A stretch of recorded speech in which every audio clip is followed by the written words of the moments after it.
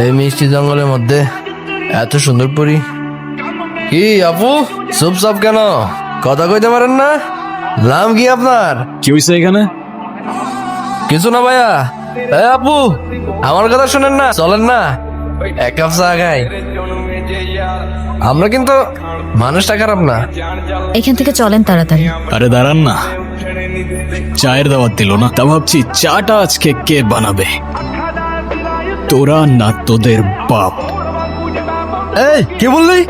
এই, একদম এটা না।